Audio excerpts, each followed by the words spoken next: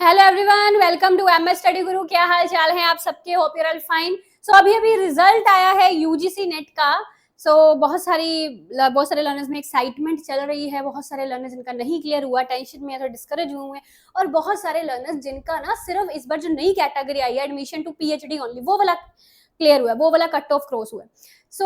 वो इस टेंशन में है कि अब इससे हमको क्या फायदा मिलेगा कि हमारा ये वाला कट ऑफ क्लियर हुआ है एडमिशन टू पीएचडी ओनली, तो इससे हमको क्या फायदा मिलेगा, कैसे एडमिशन लेना है हमको, और क्या फेलोशिप मिलेगी नहीं मिलेगी, ये सारे डाउट्स उनके मन में। तो बेसिकली आज का वीडियो मेरा टारगेटेड है उन लर्नर्स को जिनका सिर्फ एडमिशन टू पीएचडी ओनली वाला जो कट ऑफ है वो क्लियर हुआ है।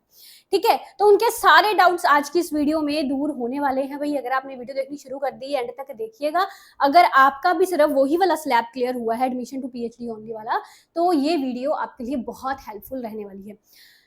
सबसे पहले मैं आप सबको बता दूं कि हर बार की तरह मैं नहीं कहूंगी भाई हर बार से कंपेयर करूं अगर मैं, तो इस बार वाला हमारा रिजल्ट बहुत ही अच्छा गया है। 300 से ज्यादा लर्नर्स हमारे बैचेस से, हमारी क्लासेस से थे जिन्होंने यूजीसी नेट इकोनॉमिक्स में अपना नेट जीआरएफ या पीएचडी टू एडमिशन ओनली वालों को भी मैं अगर इंक्लूड कर लूं तो ये काउंटिंग 300 से बहुत ज्यादा बन जाएगी। तो इसके लिए पूरी सक्सेस स्टोरीज भी मैंने बनाई है जो कि हमारे चैनल पर अवेलेबल है, आप देख सकते हैं सक्सेस स्टोरीज जाकर। तो बाकी बहुत सारे लर्नर्स सक्सेस स्टोरीज के देखने के बाद पूछ रहे हैं कि मैं आपकी क्लासेस को कैसे ज्वाइन करना है, आपकी बुक्स कैसे लेनी है। उस पर एक सेपरेट वीडियो मैं बनाऊंगी। जिनका इस बार नेट नहीं क्लियर हुआ उनके लिए भी एक सेपरेट वीडियो जरूर बनाऊंगी, ठीक है जी। मैं बता दूं डिस्क्रिप्शन में आपको मेरे टेलीग्राम का लिंक, मेरी एप्लीकेशन का ये स्कैन, यहाँ से मेरा एप्लीकेशन आप स्कैन कर सकते हैं डायरेक्टली। बुक्स का लिंक, सब चीजें मेरी आपको डिस्क्रिप्शन में दी हुई है। हमारे स्पोर्ट टीम का नंबर भी आपको डिस्क्रिप्शन में दिया गया है, ठीक है। यहाँ से आपको एप्लीकेशन डाउनलोड कर लेनी है बच्चों। यहाँ पे आपको प्रेजेंटली हमारा जो यूजीसी नेट इकोनॉमिक्स का कोर्स चल रहा है, कॉम्बो भी चल रहा है, पेपर 1 पेपर 2 इकोनॉमिक्स का दोनों का। इसके 4 महीने की वैलिडिटी है दिसंबर 2024 के लिए। अगर 10 मंथ्स की वैलिडिटी सिलेक्ट करते हो तो जून 2025 वाला भी बीच में कवर होगा। A to Z यही सारा कुछ मिलता है, कहीं और कुछ पूरा रिलाई कर सकते, कहीं और से कुछ पढ़ने की आपको जरूरत पड़ती नहीं है। और ये चीज मैं नहीं बोल रही, मैं कुछ भी नहीं बोलूंगी। इसके आगे की चीज आप सक्सेस स्टोरीज में जाके देख लीजिएगा, सुन लीजिएगा बच्चों की खुद के मुंह से कि कैसे उनका क्या एक्सपीरियंस रहता है हमारे कोर्सेज में, ठीक है। चलो, तो अभी हम स्टार्ट करते हैं यहाँ से। तो देखो ध्यान से समझना इस बात को। अब यहाँ पे क्या रहता है, एक तो जिनका जीआरएफ क्लियर हो गया, बहुत बढ़िया, फेलोशिप मिलेगी। अब जीआरएफ वाले असिस्टेंट प्रोफेसर एज ए भी अपना जो है जॉब कर सकते हैं, या जीआरएफ के थ्रू पीएचडी कर सकते हैं। जीआरएफ का अमाउंट पहले से बहुत बढ़ चुका है, हैंडसम अमाउंट जीआरएफ का मिलता है, ठीक है। 2 साल बाद वो एसआरएफ हो जाता है, बहुत एक्सट्रीमली अच्छा अमाउंट रहता है वो। इस पर भी मेरा एक सेपरेट वीडियो कितना अमाउंट कैसे मिलता है तो वो सारा देख सकते हैं। फिर जिनका सिर्फ नेट क्लियर हुआ है वो 2 चीजें के लिए जो है एलिजिबल रहते हैं, असिस्टेंट प्रोफेसर भी बन सकते हैं और पीएचडी एडमिशन के लिए भी एलिजिबल रहते हैं। बट फेलोशिप उनको जीआरएफ वाली जो है वो नहीं मिलेगी, बस ये फर्क रहता है इन दोनों में। अब ये जो थर्ड कैटेगरी वाले हैं जिनका सिर्फ एडमिशन टू पीएचडी ओनली वाला स्लैब क्लियर, अब ये वाले जो बच्चे हैं इनमें ये है कि ये यूजीसी नेट यानी कि इनका असिस्टेंट प्रोफेसर के लिए एलिजिबिलिटी इनकी क्लियर नहीं हुई है। इनकी एलिजिबिलिटी क्लियर हुई है कि इंडिया के किसी भी यूनिवर्सिटी से ये अपना पीएचडी कर सकते हैं। और उनको कोई जैसे क्या रहता था कि पीएचडी के लिए सेपरेट कई यूनिवर्सिटीज एग्जाम्स वगैरह कंडक्ट करवाती थी, है ना, कि ये एग्जाम कंडक्ट करोगे तभी पीएचडी में एडमिशन मिलेगी। वो चीज जरूरत है ही नहीं उनको करने की। सिर्फ इस स्कोर के बेस पर ना उनको यूनिवर्सिटीज में पीएचडी में एडमिशन मिलेगा, ठीक है, उनकी इस स्कोर के बेस पे। इसमें कोई रिस्ट्रिक्शन, ये बच्चे बोलते हैं सर प्राइवेट यूनिवर्सिटीज, नहीं, गवर्नमेंट यूनिवर्सिटीज, प्राइवेट यूनिवर्सिटीज, दोनों यूनिवर्सिटीज में आप पीएचडी एडमिशन के लिए एलिजिबल हो चुके हो, ठीक है। जैसे ही किसी यूनिवर्सिटी में अगर आपको डिस्टेंस एकदम घर के पास है यूनिवर्सिटी, या आपकी जो भी फेवरेट यूनिवर्सिटी है जहां से आप करना चाह रहे हैं पीएचडी, वहां पे देखिए जब भी पीएचडी की जो है तो आप वहां पे अप्लाई करिए। अप्लाई करके आप ये वाला जो आपका एडमिशन टू पीएचडी ओनली वाला जो स्कोर कार्ड है, ठीक है, वो हाथ में लेके जाइएगा, आपका ये स्कोर वहां पे लगेगा, ठीक है। तो अपना जो भी रिसर्च प्रपोजल है, ये बच्चे जो है अपना रिसर्च प्रपोजल वगैरह सारा बना ले, ठीक है। और रिसर्च प्रपोजल पर एक अलग से वीडियो बनाऊंगी मैं, कैसे क्या बनाना है कि अगला बंदा इम्प्रेस हो आपसे। तो उसके लिए अब वो तैयारी करे, थोड़ा रिसर्च प्रपोजल अपना डिसाइड कर ले, टॉपिक डिसाइड कर ले। देखो बेसिकली जो आप रिसर्च सिनॉप्सिस रिसर्च प्रपोजल बनाते हो ना, वो आपका फाइनल नहीं है, मतलब वो जस्ट आपको एक अपना आइडिया सा पेश करना है कि मुझे इस टॉपिक पर काम मैं करना चाहता हूँ, चाहती हूँ, मतलब ये चीज मेरा ये सिनारियो रहेगा, ये हिपोथेसिस रहेगा, ये मेरा रिसर्च क्वेश्चन रहेगा, ठीक है। तो वो आपको जस्ट एक पेशकश देनी है उस चीज की, है ना, प्रपोजल देना है इंटरव्यू के दौरान। बट वो आपका फाइनल तभी होगा, वो आपका फाइनल तभी होगा जब आपका पीएचडी में सिलेक्शन हो जाएगा उस यूनिवर्सिटी में। उसके बाद आपको जो सुपरवाइजर, जो गाइड है, वो अलॉट हो जाएगा। फिर आपका गाइड आपके फाइनल उस रिसर्च प्रपोजल को सिनॉप्सिस बनाएगा, यानी कि उसको फाइनलाइज करेगा। वो तब फाइनल होगा, उसमें बहुत सारी चेंजेस होंगी, हो सकता है आपका टॉपिक भी इधर उधर हो जाए थोड़ा, है ना, वो उसमें बहुत सारी चेंजेस होंगी, तो वो आपका फाइनल नहीं होता, वो जस्ट एक आइडिया आपको अपना प्रेजेंट करना होता है इंटरव्यू में कि ये इस चीज पर मैं काम करना चाहता हूँ, चाहती हूँ, ठीक है जी। तो ये हो गया। अब ये वाले जो बच्चे हैं, यहाँ पे ध्यान से पढ़िए, इनकी वैलिडिटी का क्या प्रॉब्लम रहता है।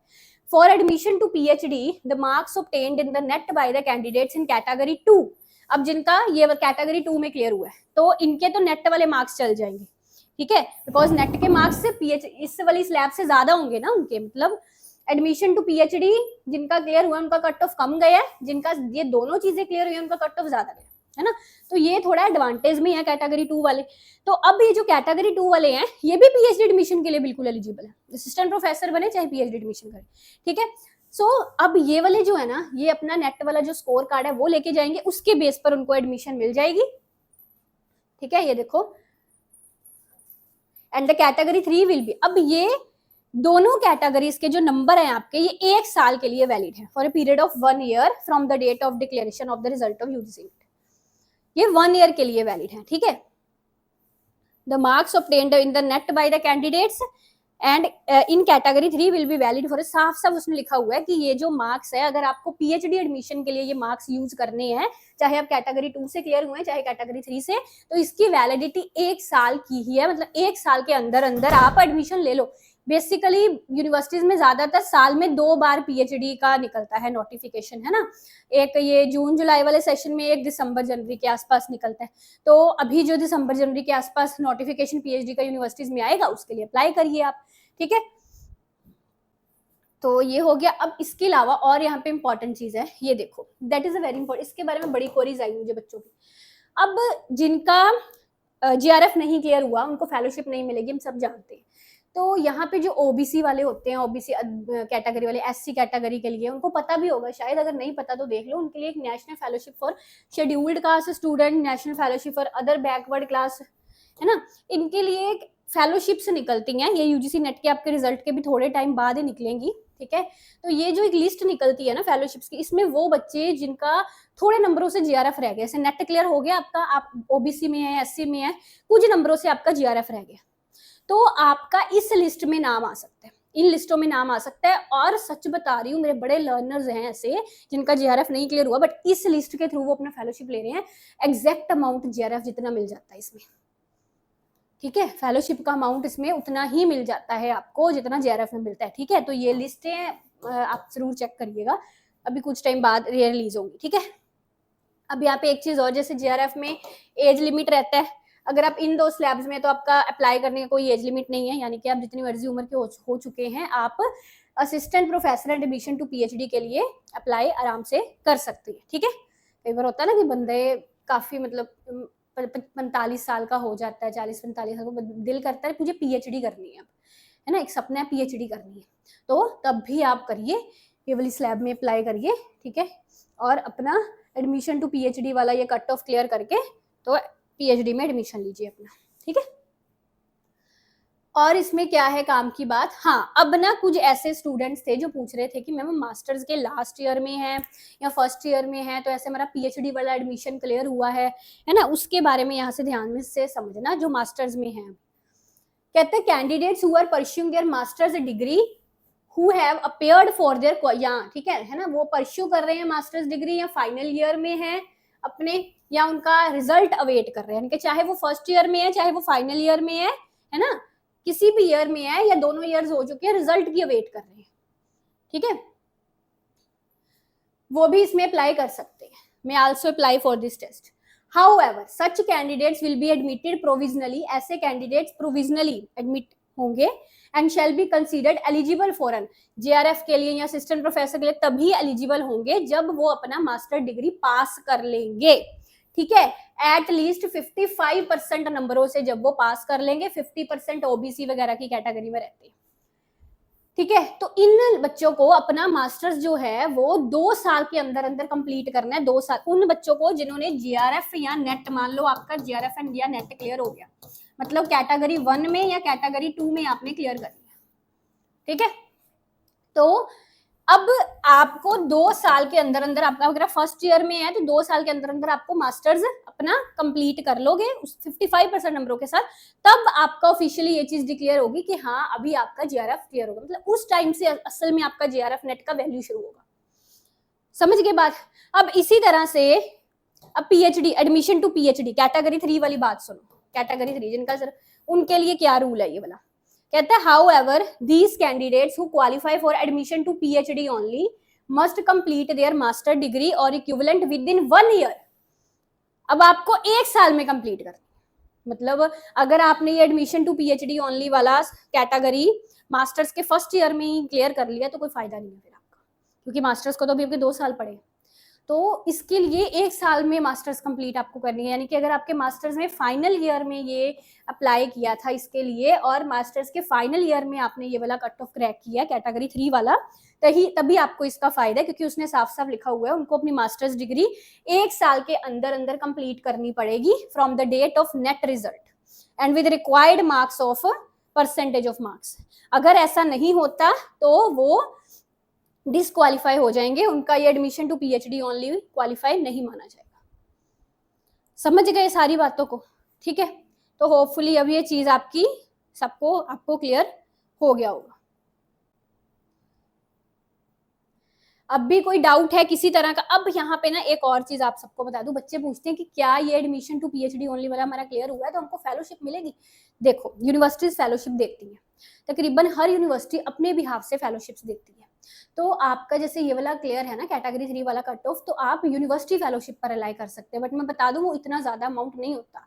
जैसे जीआरएफ में तो बहुत अमाउंट मिलता है, यूनिवर्सिटीज जो अपनी तरफ से फेलोशिप्स देती हैं पीएचडी के लिए वो इतना अमाउंट नहीं होता, ठीक है, कम अमाउंट होता है उसका थोड़ा।